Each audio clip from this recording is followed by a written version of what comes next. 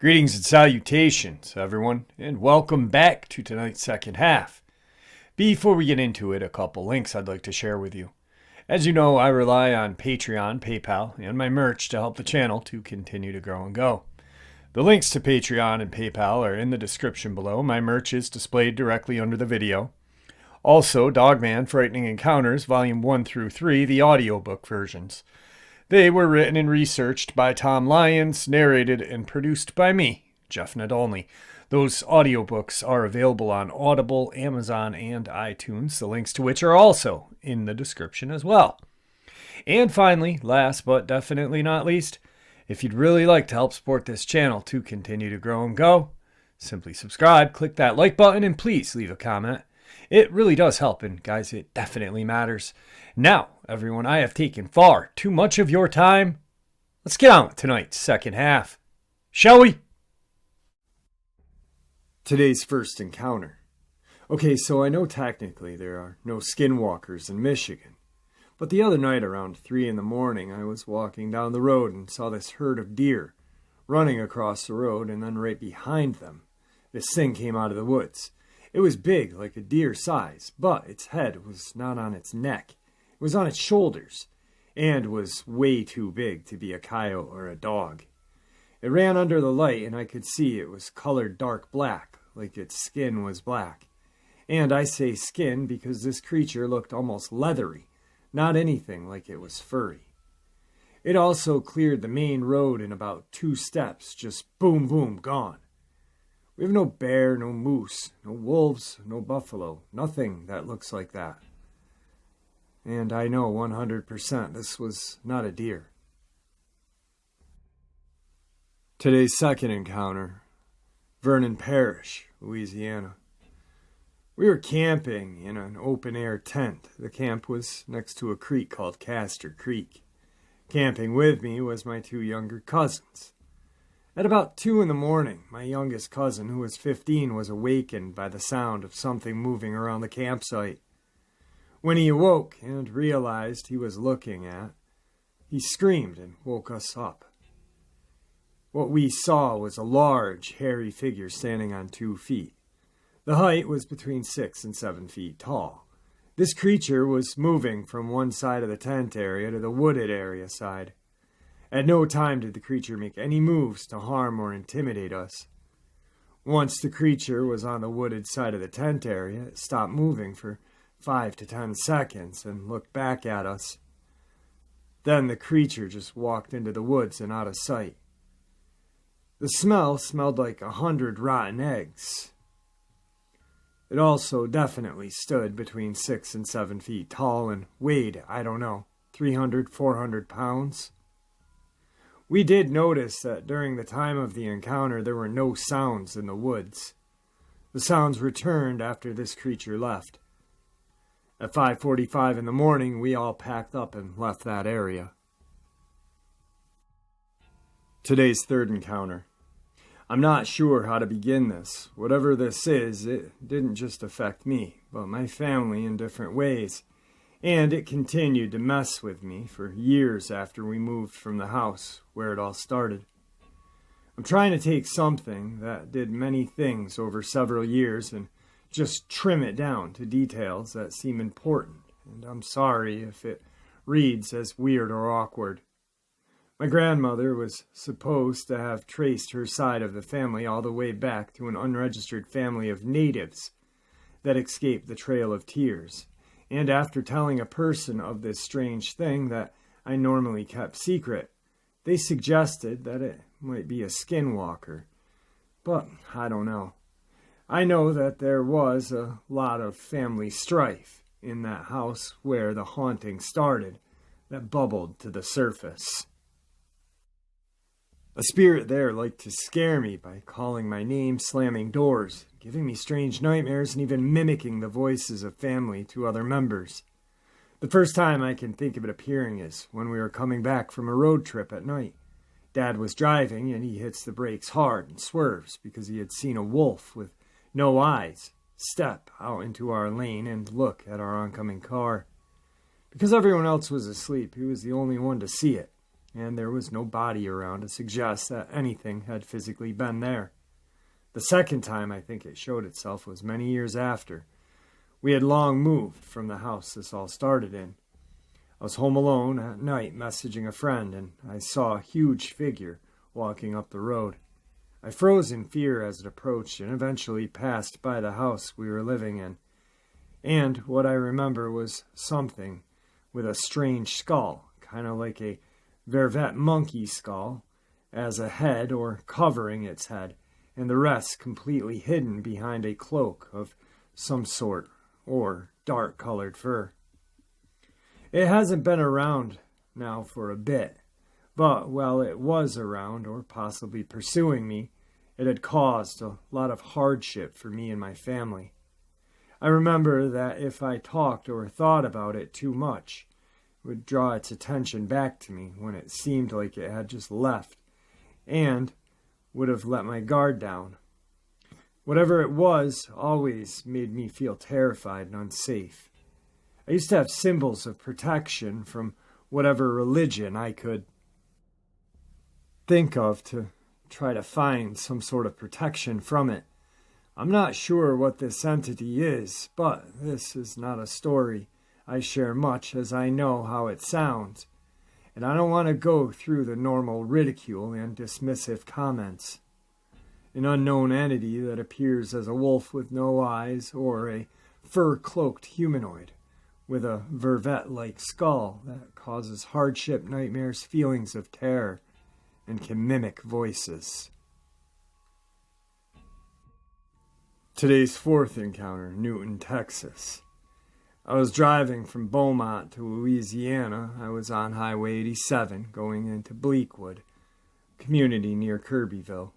At about 2 in the morning, I was driving about 60 miles an hour. I saw a figure moving on the road ahead. A very large, furry, human-shaped creature stopped, turned, and looked toward the lights. Then turned and walked into the trees. I was terrified. I slammed on the brakes, and my small car spun completely around. I got the car straight and kept going. I've told only a few people about this incident. My sister said it must have been a bear, but it was no bear. It was a light golden brown with slightly darker areas on some of the fur. The face was flat like a human, not a pointed nose like a bear. It was larger than a normal human. I recently saw a mention of sightings in East Texas while I was searching for wild animals of East Texas. Since I recently moved to this area and see and hear a lot of coyote and unknown smaller wildlife out here in the country, so thought maybe these folks won't think I'm crazy. I really did see this creature. It was light golden brown with slightly darker areas on some of the hair. The face was flat like a human, not a pointed nose like a bear, and it was larger than a normal human. Today's fifth encounter, Rains County, Texas. I have never forgotten the experience my friends and I had one night while attempting to spend the night on the shore of Lake Tawakoni. I was about 16 or 17 at the time, and it was midsummer. The lake level had dropped enough to provide a large shoreline that we would make a bonfire on and ride our motorcycles, etc. We lived on about 20 acres of lakefront property. After setting up tents and starting a large campfire, we generally goofed off and told stories until we had adequately freaked ourselves out and went back to the house to calm down and regained our braveness. Sometime after midnight, we decided none of us had the guts to sleep in the tents. So we all got flashlights and made our way back down to the lake to put out the fire. As we came in with 100 yards of our tents, we heard a distinct sound of someone inside of the tent moving around very aggressively. You know that sound you make when you rub against the nylon fabric of a tent. Thinking it was some other friends trying to scare us, we all trained our flashlights on the tent that was moving around, and as we walked closer, began to yell threats to whoever was in there. The campfire we had made had burned down to a red-orange glow. We all were very nervous, and the hairs on my body were standing on end. Something was not right, and we all felt it. As we got within 50 yards of our tent, a figure came out of the tent and trotted off from our left to right with the campfire between us and it. To this day, I can see this creature in my mind's eye very clearly. I believe it was a young Sasquatch. I now know this, not then. That was around 5.5 to 6 feet tall. That's a guess on my part, as I'm 6'4". It had a very pronounced slump in the head and shoulder area with little to no neck and hair all over the body that was not dense. The hair seemed to average about 1 to 2 inches tall and was standing mostly straight up versus lying down, much like a young orangutan. I remember it having very long arms and a very muscular body. I'm guessing it was a teenaged Sasquatch that was trying to find something in our tent to eat or steal. Needless to say, we all stood motionless for a few seconds as the creature disappeared into the dark woods. Then we all broke the sound barrier as we took back off to the house. We all stayed pretty silent the rest of the night and went to sleep in my bedroom. After everyone had gone home that next morning,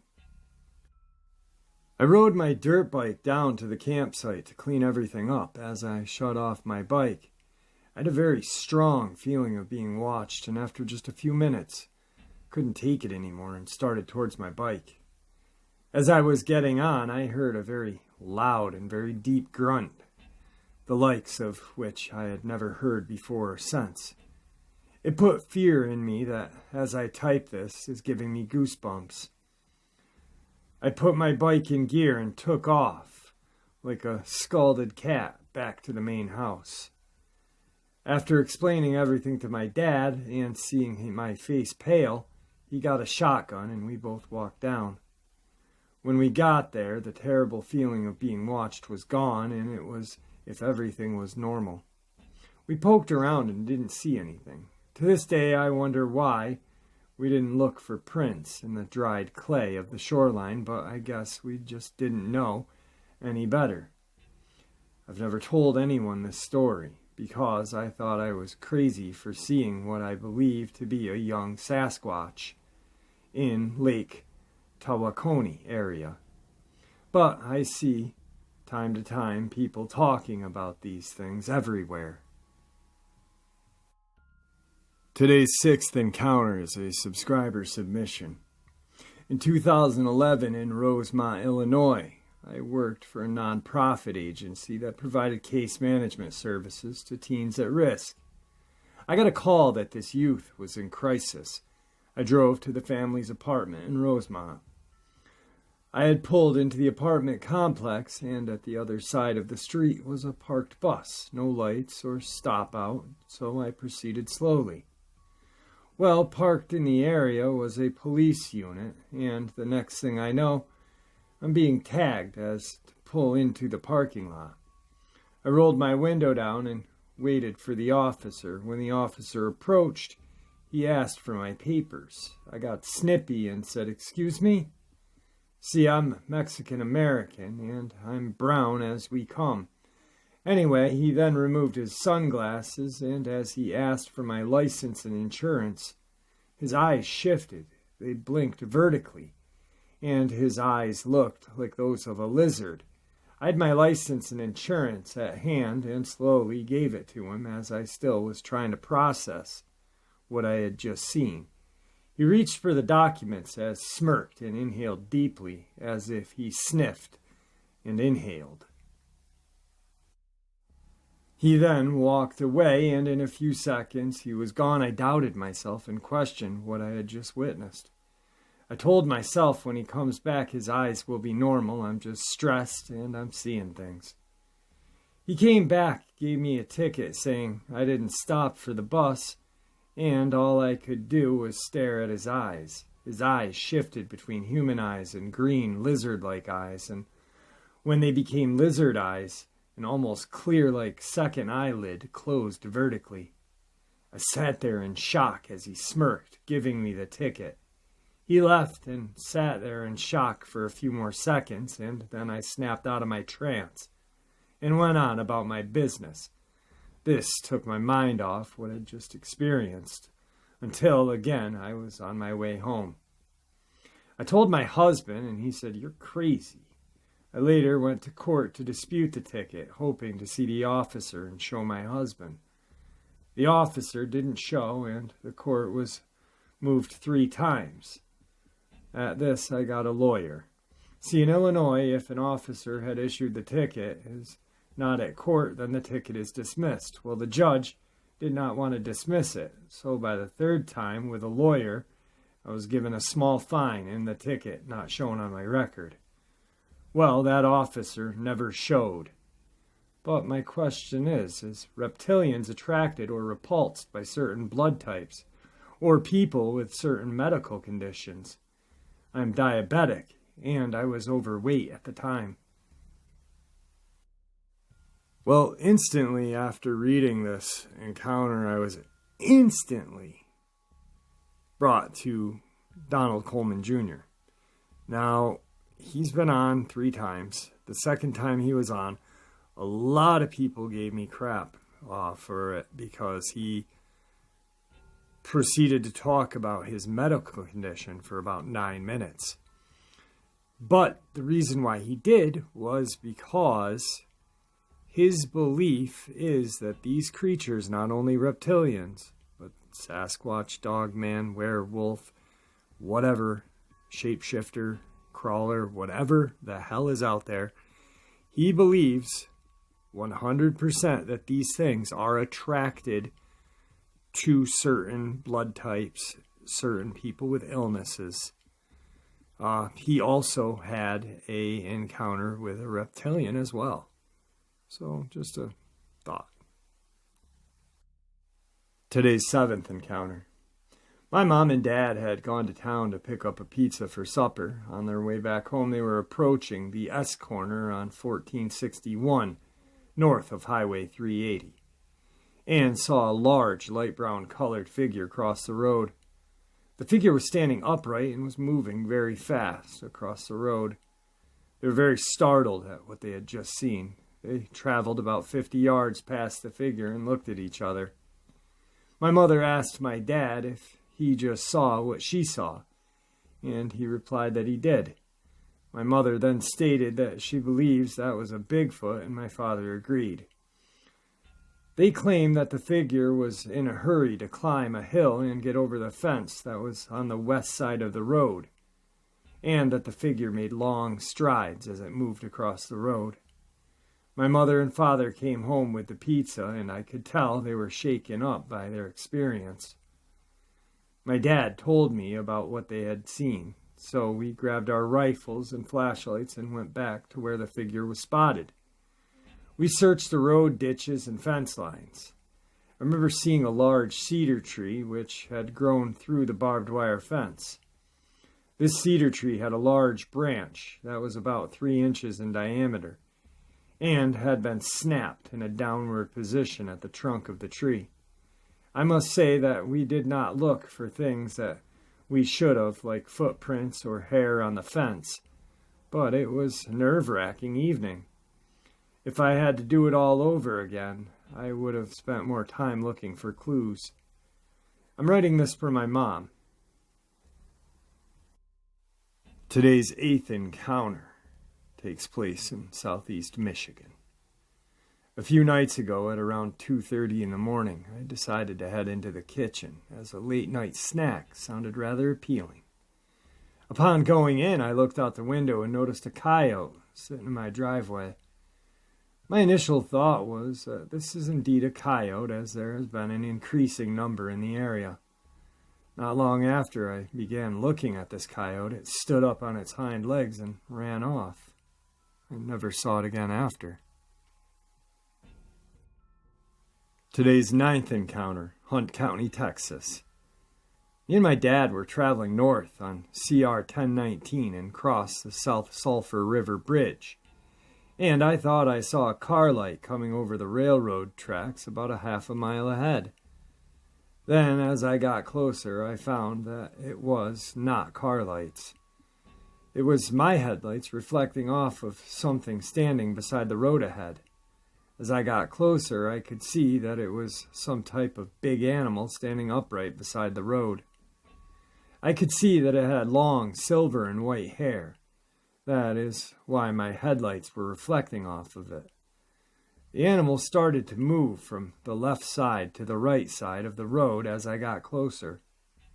I was about 50 feet from the animal when it crossed the road to the right. It stood as tall as a cow would if a cow could stand straight up. The animal then started to move out of my headlights and went over the fence and disappeared into a nearby field. I was too scared to stop and look into the field, and my dad said that we needed to get out of there, and now. I had never seen it again, but I have been raccoon hunting in that area many times, and on different occasions my hunting dogs refused to leave the truck. Or sometimes they would leave and come back quickly and stay at the truck like they were really scared of something. These dogs are very aggressive hunters. I have a couple of friends who saw some sort of large animal a week or so after I saw it as well. Today's 10th encounter. I don't know what I saw. Edit. Cindy was my best friend at the time, so she came with me to the new house. Sorry for the bad formatting as I'm on my mobile. I've never shared my story as I'm not sure what it was because I don't live anywhere near a reservation. I live in Florida. I can't think of any rational explanation for what I saw. However, for some backstory, I lived in a city near Orlando and went to school with a girl who we'll call Cindy. My mom worked at a different school nearby as a teacher. We were going to move towards Central Florida in a very rural, absolute middle of nowhere area after school ended. So it was Cindy and I's last day of school, but my mom still had to teach for another week. She drove us out to the new house to stay there on our own for a week while she finished work and would stay with my grandma in town. So Cindy and I are there, and we're excited to have the whole house to ourselves for a week and get to set up my room and stuff. We decided we wanted to still go on late walks like we used to and thought about going that night. We agreed we should go while it's still light out because we didn't know the area very well. All my area was a giant square-shaped road or block. It wasn't really a block, though, because any houses there were just a mailbox and a gate on the road with a driveway that went out for like half a mile until you saw a house. So we were walking on this square road around dusk, and we get to the corner of the road and go to turn and watch this absolutely massive deer walk out of one side of the road from the trees, maybe like 50 yards ahead of us. We kind of just stopped or slowed to look for a second because although I'm from up north, she'd never seen a deer being from the city, and I had never seen one up close. This thing also was a buck, and again huge, so I told her not to get close, as it could be dangerous. All this happened in like 5 seconds while it walked to the middle of the road. Then this deer stops in its tracks, turns its head to look at us, and just stared for what felt like 10 seconds realistically. We just kind of watched this deer like a staring contest. Then it turns its head forward again, stands up on its hind legs, and starts limp walking into the other side of the trees. Then we just watch the trees rustle a ton, and she goes, "Did you fucking see that?" I was like, "Yeah." And we turned around and quickly walked home.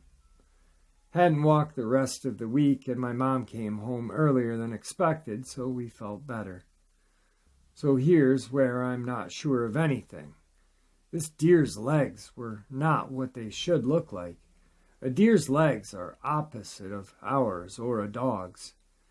When they stand on all fours, their back knees point behind them instead of in front. This deer's legs didn't point behind them. Its knees faced forward as if they had been twisted around perfectly. My mom worked in her family's butcher shop as a kid and had seen deer brought in with ankles that were twisted and broke and healed completely in a new position. It makes sense as they can walk on 3 legs as that one heals. I can't see how this could have healed both of its legs or how they both twisted so perfectly, or especially how it would walk on those legs alone. I think the fact that its legs were backwards is why it somehow limped forwards, although it clearly didn't have any broken or twisted bones. It didn't seem to be in pain, just stumbled. It had antlers, no idea if it had ears or a tail. I hear everyone else say I won't have a tail if it was a skinwalker. I had no idea what skinwalkers were, any cryptids were at this point. All I paid attention to was its size, which had to be at least 8 feet tall standing with a slight hunch with its legs. I remember we mentioned it smelled like rotten eggs as well. I don't recall a coppery scent. It could just have been sulfur, I'm not sure. Despite looking at this thing right in the eyes, it was too far away to even see them. My horrible vision, so I can't tell you what those look like as well. I didn't look for all the telltale signs you look for in a skinwalker because, again, I'd never heard of them. I have so many questions about this experience. Why didn't it try to attack us? Why was it in the middle of Florida? Why would it almost show us it walked like that instead of, I don't know, like keeping its cool? If that's not what is what, the hell did I see? Cindy and I are no longer friends, so I'm not sure if she'd even remember. I think the only reason it stuck with me is when I heard stories about skinwalkers and I felt my heart sink into my stomach and remember this. I have a Navajo friend who refuses to speak about this with me, and I fully believe skinwalkers exist, even if it's not what I saw. I have heard of flesh gates, but I have trouble believing in other things because they don't have Navajo ties, which my friend does and clearly believes in. I don't know much about flesh gates, except they're basically a skinwalker without Native American background. Maybe that's what I saw. Maybe this deer was just severely deformed. Well, couple things. Flesh gates are a creepypasta made up by Reddit.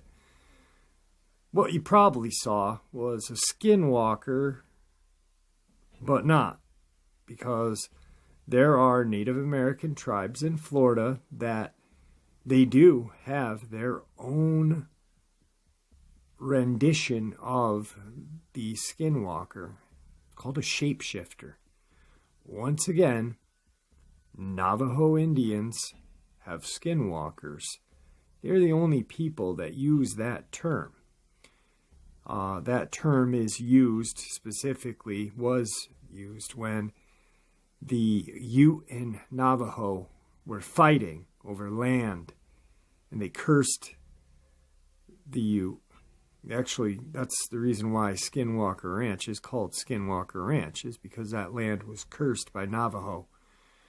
More or less, I believe this person saw either some sort of shapeshifter or a deer man. There's been numerous sightings in Alberta, Canada, way far away from Florida, but you got a lot of swampland. Definitely not deformed deer, because it's just not going to get up and walk on 2 legs.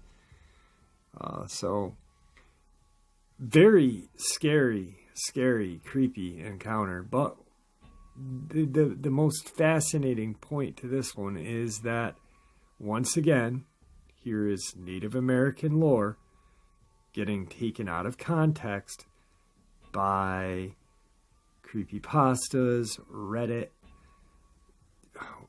creepy wiki or whatever the hell that place is, whatever.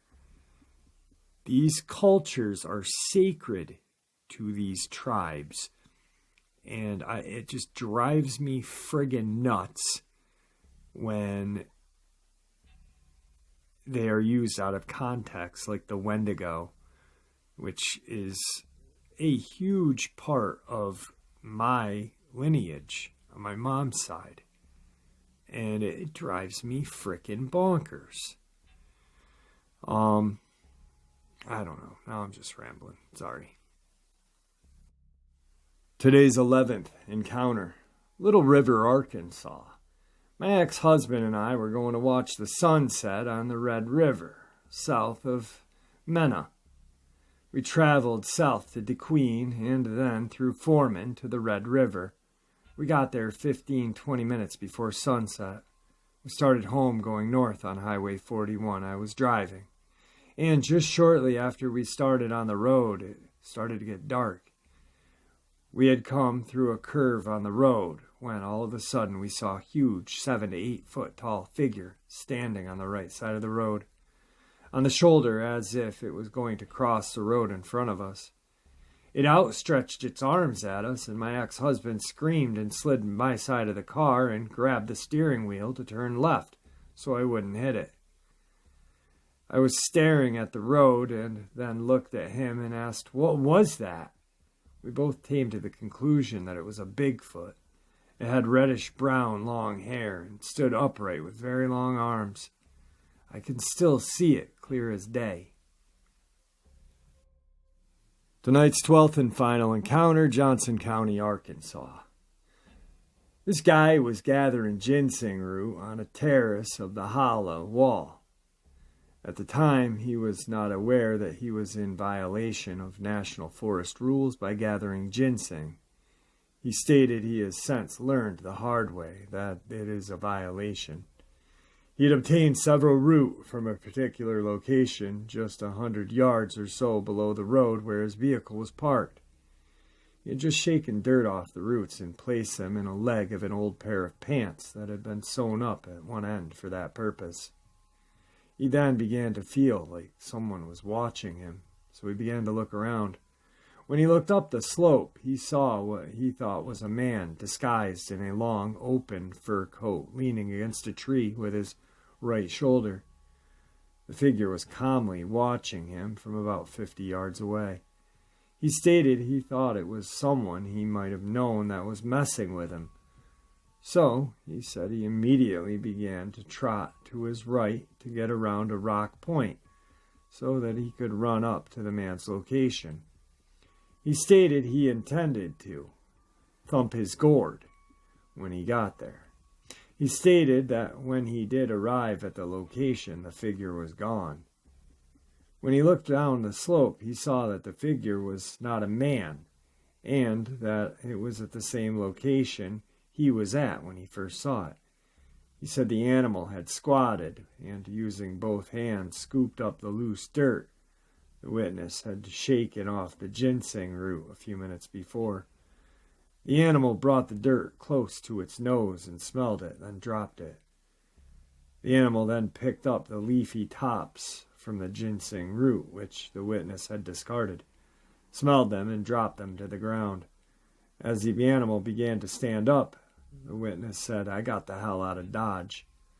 The witness chambered up the steep wall of the hollow to his truck and left the area.